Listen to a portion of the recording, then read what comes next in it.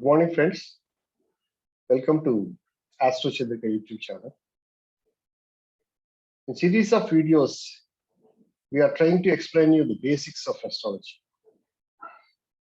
In the past, we have seen what are the benefic planets and what are the malefic planets. Also, we have been seeing the Karakattvas of the house, signs rather. Let us see some more points.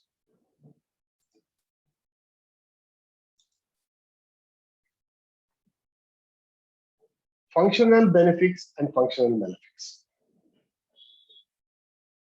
Similar to the natural benefics and natural malefics, the planets also become either functionally benefic or malefic. Let us understand how they become like. The lots of 1, 4, 7, 10 houses and 5, 9 houses are functionally benefic. What do you understand by this?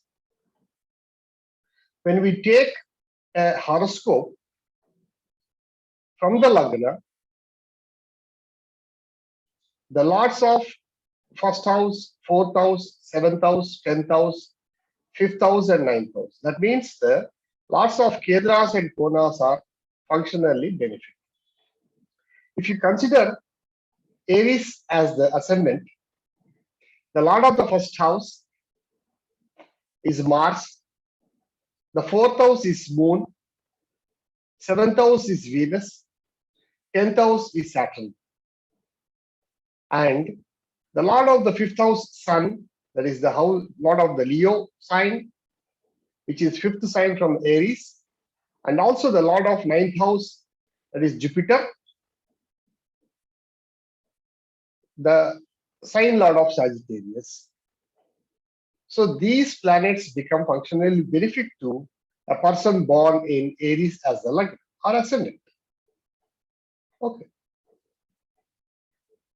We have already discussed that the Kendras are pillars of the horoscope, and Trikonasthanas have the same type of characteristics.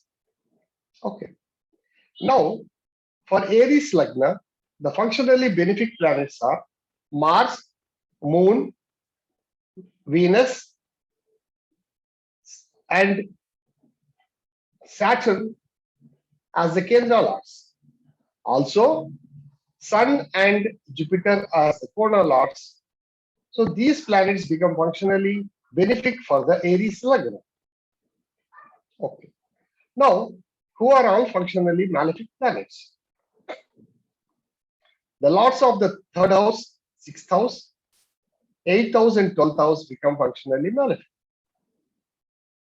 That means the lord of third house is Mercury, the lord of sixth house is also Mercury, then lord of eighth house is Mars, and lord of 12th house is Jupiter. Here, for Aries Lagna, as Mercury is holding the third house and also sixth house lordship, so he becomes a malefic planet for Aries Lagna. And Mars, though he is the Lagna lord or the ascendant lord, having become the eighth lord, he becomes a malefic. That means Mars for Aries Lagna, once it has become benefic, and the second time it has become malefic as he is the lord of eighth house, he becomes a neutral. And the lord of the 12th house, Jupiter, also functionally malefic. But as a Kona lord, he is a benefic planet. Therefore, Jupiter also acts like a 50% benefic only for Aries Lagna. Then, the houses which are left are second house and 11th house. Second house and 11th house are neutral houses. They are neither benefic nor malefic. That means they are considered as the neutrals. That means Venus is the second lord of Taurus and Saturn as the 11th lord of Aquarius.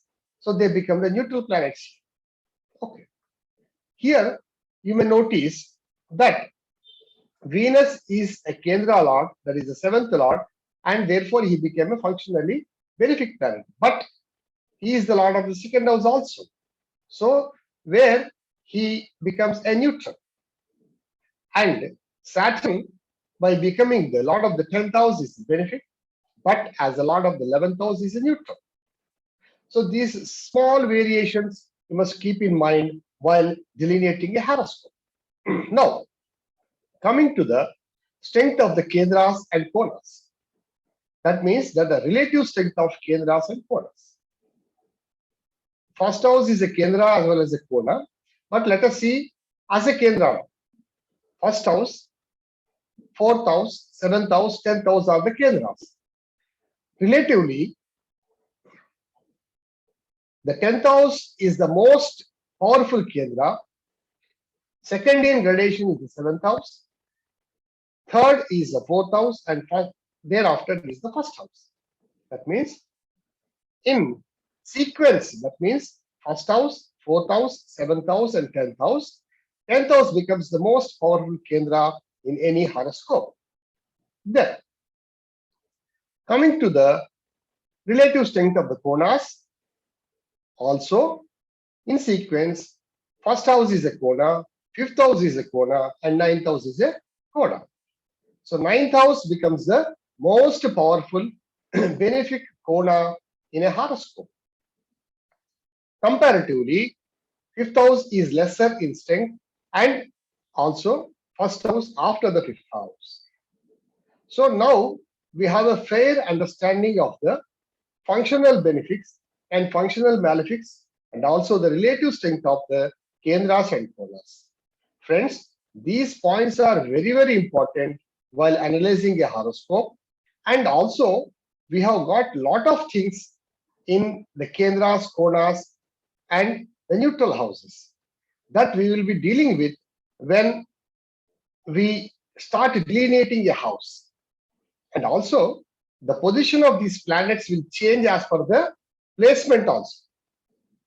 That we will see in detail in the future videos. Now, let us see the planetary aspects.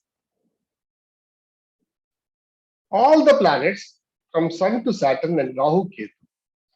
Of course, Rahu Ketu for present we leave it because there are a lot of controversies about the aspects of the Rahu and Ketu. Now let us consider the planets from Sun to Saturn. All the planets have a seventh aspect from the position in the horoscope. Suppose, now let us take Jupiter is placed in Aquarius. So from Aquarius, the seventh house is Leo. That means we need to count from Aquarius. That is Aquarius, Pisces.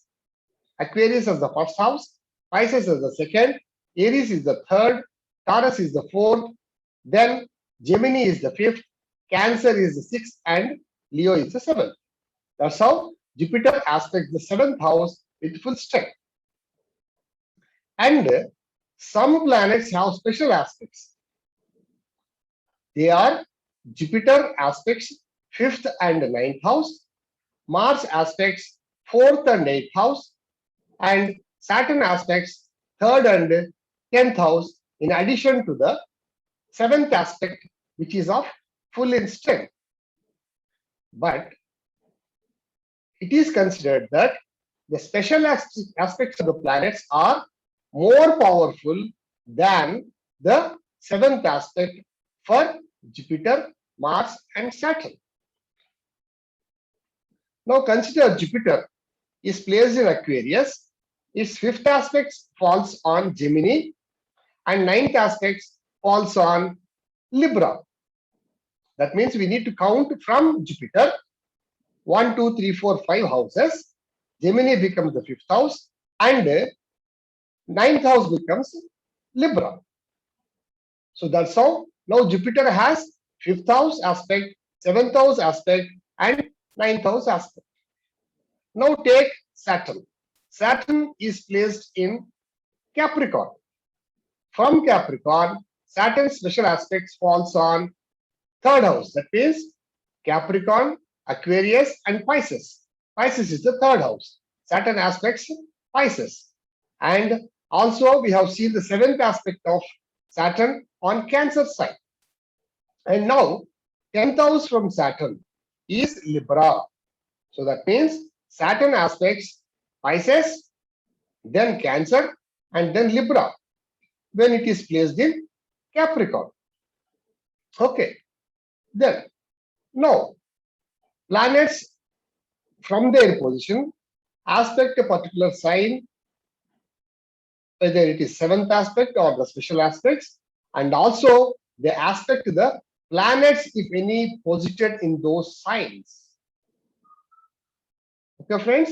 Now, keep in mind these aspects of the planets because when we are delineating a particular bhava or a sign in a horoscope, the planetary aspects gain lot of importance for assessing the strength or weakness of a particular sign.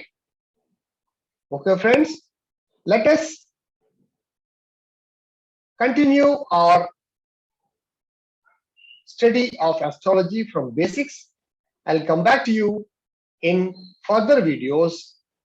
Please like the videos, share the videos, and also subscribe to the channel for getting the notifications of future videos. Thank you very much.